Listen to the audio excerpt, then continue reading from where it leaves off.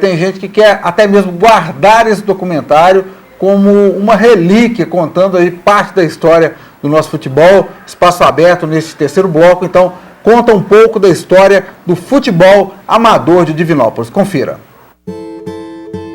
Primeiro, eu vejo o futebol como um elemento fundamental para a construção da cidade e da identidade da cidade. Eu acho que o povo do bairro dá muito valor nisso. O futebol do que disputado em Divinópolis era quase tão bom igual o atual Campeonato Mineiro, profissionais. Bons jogadores, grande rivalidade.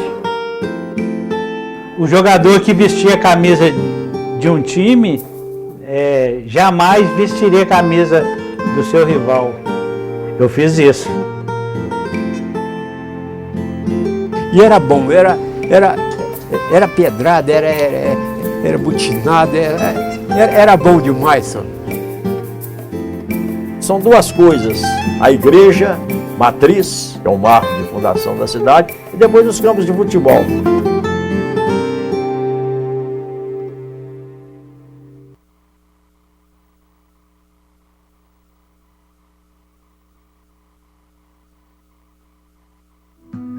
O futebol, num primeiro momento, ele se apresenta quase que como uma única opção de uma identidade coletiva, tá certo?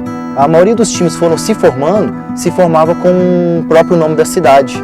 Igual a gente tem em Divinópolis em 1916, o Divinópolis Futebol Clube. Na mesma época surgiu o Oliveira Futebol Clube, ou seja, nesse primeiro momento de introdução do futebol na nossa região, o futebol acabou formando um pouco da identidade dessa cidade.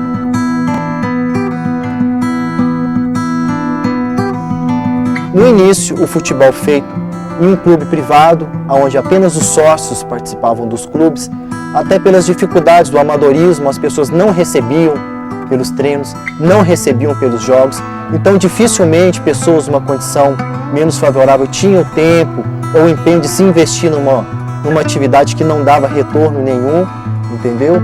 E foi meio que gradativamente sendo apropriado pelas massas. E essa expansão do futebol em Divinópolis meio que contribuiu muito para o desenvolvimento desses bairros, já que num determinado momento, cada bairro surgiu a sua agremiação com o seu campo, com a sua charanga, com a sua torcida. Foi quando houve a necessidade de se formar uma liga. Para quê? Para que os bairros passassem a se enfrentar. Ou seja, cada bairro passou a defender a sua identidade local. Não era mais Divinópolis Futebol Clube, ou seja, uma equipe representando a cidade num todo. Era cada equipe representando o seu bairro. E como cada equipe representava o seu bairro, com certeza isso contribuiu muito para o desenvolvimento do bairro.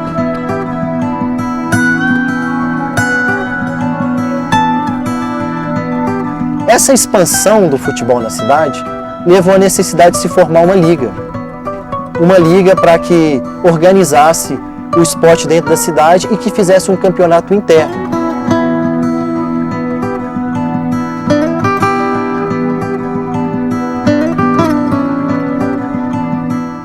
A primeira final de futebol amador de Divinópolis foi entre Guarani e Flamengo, no bairro Niterói. Através dos relatos orais que nós temos para essa partida, é como se a cidade tivesse parado. O assunto que se comentava pelas ruas da cidade hoje vai se realizar o jogo entre Guarani e Flamengo. Meio que era o discurso principal entre as rodas de conversa, entre os bairros, não só entre as duas equipes finalistas, mas entre os outros bairros também, já que interessavam saber quem que seria o primeiro campeão. E o primeiro campeão foi justamente o Flamengo, que nós temos um relato que venceu o Guarani por 2-1, levando para o bairro Niterói o primeiro título de futebol amador de Divinópolis. Através desse primeiro campeonato de futebol amador, as rivalidades começaram a ficar mais acentuadas. No comércio tinha. Eu trabalho no comércio, né? Assim, às vezes tinha que a rivalidade, uma ou outra, às vezes que dava preferência, que só comprava no lugar que era do clube, pertencia ao clube, simpatia dele, né? Eu lembro assim, de uma rivalidade existente entre Vasco e Palmeiras. O campo era bem próximo, aí a gente equipava, por exemplo, eu jogava no Vasco, a gente equipava no campo do Vasco. ia jogar no campo do Palmeiras. E às vezes na entrada do campo, devido à rivalidade, né, tinha briga, a gente às vezes era impedido de entrar em campo. O Palmeiras, ele levou 4 anos para ele se estruturar. Só em 1934 que a equipe do bairro Afonso Pena estava com a equipe, com o campo propriamente dito. Palmeiras foi campeão amador em 1966, 1978, não, 79. O Palmeiras, no bairro Afonso Pena, do lado do campo tem a igreja. E o freio da igreja estava meio que inconformado com aquela situação, porque o campo era do lado, e o pessoal jogando bola, em contraste à missa do lado, meio que não estava aceitando aquela situação. Alegava que a bola estava batendo nos vidros da igreja, estava quebrando o vidro da igreja, entendeu? E procurou o seu José dos Anjos, que era o presidente do Palmeiras na época.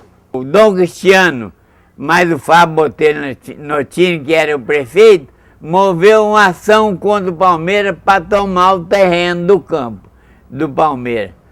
Aí eu sozinho, sem advogado, fiz as defesas, tudo, 11 audiências que teve. O que ele me ofereceu, não tinha por onde. Por quê? O Dom Cristiano falou, eu dou para você o muro do campo do Palmeiras e 2 lotes que tem aqui no São Sebastião para você liberar o terreno. Eu falei, Dom Cristiano, o senhor vai me perdoar porque o senhor é Dom Cristiano, mas tudo que o senhor quer fazer não está certo. E o José dos Anjos disse que ele virou para o prefeito e falou assim, olha, primeiro você está me pedindo uma coisa que não é minha. O Palmeiras não é meu.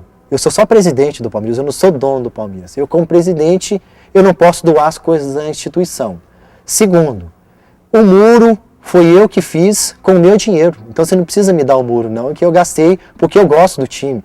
E terceiro, o bar que você está querendo me dar, lá no bar Santa Terezinha, é da conferência. E eu sou o fundador da conferência e sei que o lote é da conferência. Então como que você vai dar um lote da conferência? Todo time era bem rival do Palmeiras, tudo. Ferroviário, Guarani, Flamengo, tudo era muito rival. Quem o Palmeiras levava alguma vantagem é contra o Vasco, porque o Vasco era daqui também, né? Tem o campo lá, e aí a rivalidade era mais forte. A história do Vasco da Gama eu acho bacana porque era uma equipe formada perto de uma zona que havia no centro da cidade. E era uma agremiação formada mais por negros. E havia um certo preconceito com os negros no futebol, nesse primeiro momento da introdução do futebol, tanto no país, em Divinópolis também ficou meio caracterizado por esse preconceito. O povo chamou o Vasco, na verdade, chamava o time do Vasco de macaco. O time dos macacos, que é quase tudo preto mesmo. Era tudo, parecia tudo preto. Ô macaco, ô macaco, ô macaco. Era pedreiro, era ser pedreiro, trabalhava na roça, retireiro, mas teve de tudo também, teve bancário, teve tudo lá no Vasco. Do Vasco você começou de ladrão a político. Na época era muito bom, os alambrados ficavam cheios de gente. E tinha gente que gritava muito a favor do Palmeiras. Era muito bom a presença do povo do bairro no campo do Palmeiras. Era muito bom. Lá no campo do Vasco, no campo do Palmeiras, teve o jogo.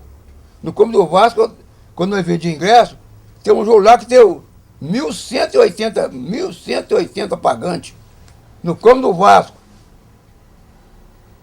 Está gravado ali na minha agenda. 1.180 pagantes. O jogo do Palmeiras quando não tinha ninguém, quando não tinha pouca, 400, 500, 600, 700 pessoas. E até hoje, no jogo do Vasco do Palmeiras, tem gente no campo.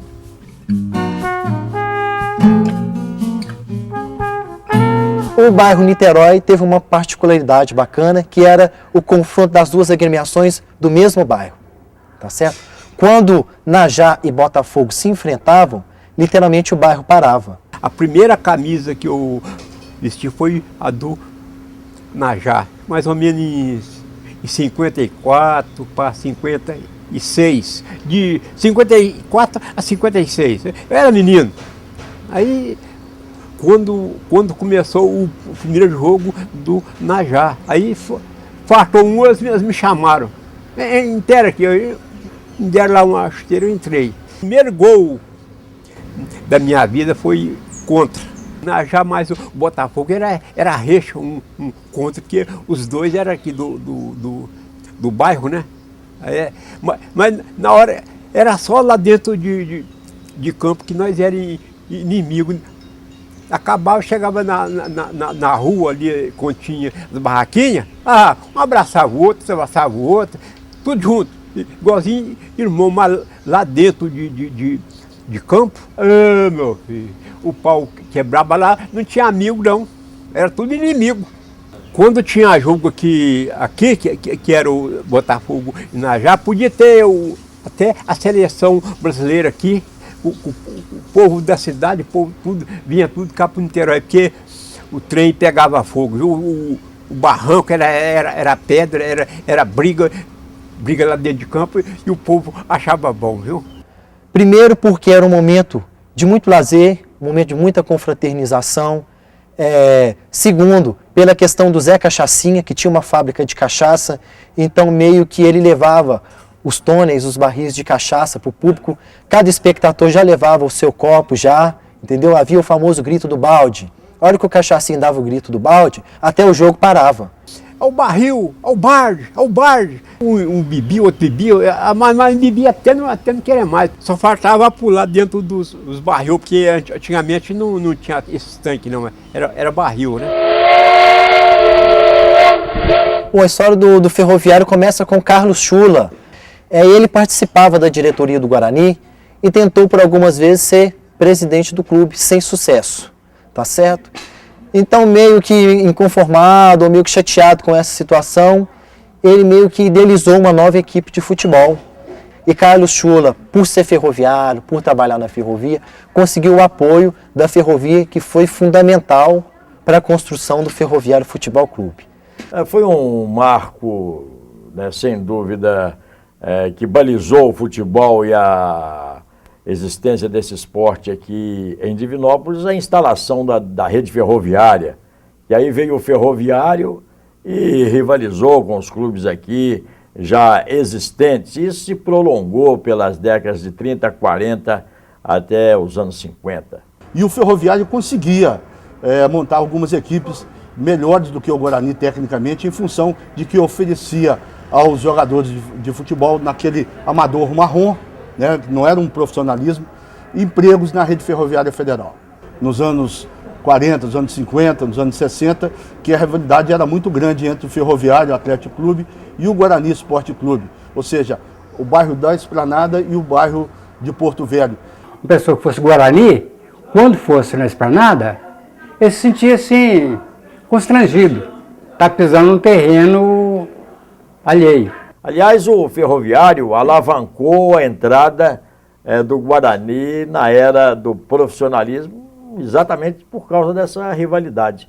O Guarani tinha uma força política muito grande e era de interesse do município que tivesse essa agremiação forte, que representasse a cidade a nível tanto estadual e, por que não, a nível nacional também. E o Guarani voltou a disputar o Campeonato Mineiro da primeira divisão como convidado, não passando por aquele processo de ter de disputar a segunda divisão. Aí foi a volta e o então presidente se dedicou muito, o Dr. Zândio Gontijo, e fez com que o Guarani voltasse ao profissionalismo e esteja até hoje disputando, ora na primeira, ora na segunda divisão, mas sempre marcando presença no futebol profissional de Minas. E tem cores de vermelho e branco, a bandeira do Tamanduá. Quando o Guarani disputou o amadorismo, seja na base ou como os campeonatos promovidos pela Liga, havia uma rivalidade maior. A partir do momento que o Guarani passou a disputar o futebol profissional em 76, essa rivalidade diminuiu muito. Depois que o Guarani entrou no profissionalismo, o ferroviário caiu de produção. Ele não tinha aquele entusiasmo, ele não tinha aquele gosto de vivenciar o Guarani. na inauguração do seu estádio no bairro Porto Velho, o Guarani trouxe equipes extremamente importantes do Brasil para jogarem contra ele, o que não havia acontecido até então. O Botafogo jogou contra o Guarani com os seus craques. E esse jogo realmente foi histórico porque trouxe o Garrincha. E o Garrincha era, sem dúvida, ao lado do Pelé, as duas maiores estrelas do futebol brasileiro a partir da Copa do Mundo de 58. Então foi um amistoso que ficou na história, não só esse amistoso, como um outro jogo. Aí eu já estava aqui no rádio, outro jogo em que o Garrincha esteve em Divinópolis e jogou pelo Guarani, contra um misto do Botafogo, aqui no estado do Farião. Aí já foi pouco antes do Garrincha morrer, foi em 1981. E por incrível que pareça, hoje, ao invés de facilitar com a evolução, com mais dificuldade, pô. Você vê que o Guarani é uma luta para disputar um campeonato, sempre está devendo, tem o jogo, aí vai lá o oficial de justiça receber a renda, apreender a renda, por quê? Porque o jogador, o funcionário do Guarani entrou na Justiça do Trabalho. Eu acho que se Divinópolis realmente vestisse a camisa do Guarani e se envolvesse com o Guarani deveria e poderia levar mais torcedor a campo. As bilheterias do Farião estavam assim, vazias. Dentro do estádio, os torcedores não precisaram se espremer. Menos de 200 pessoas acompanharam o jogo entre Guarani e Boa. Ou seja, são meio que agremiações que estão aí lutando com suas próprias forças. Com quem lutar. Porque o que faz um time crescer é rivalidade com o outro. É preciso que os dirigentes do Guarani, os políticos de Divinópolis, olhem com mais carinho e deem maior importância à socialização através do esporte. Quando eu vou no campo do Vasco agora, quando eu vou lá dos meninos, meu coração corta de dó. Não podia ter acabado com esse campo, não, senhor. Quando tinha jogo aqui, que eram os dois, o povo da cidade vinha tudo cá. O Palmeiras, para te falar bem a verdade, parece que está acabando. Parece que está acabando.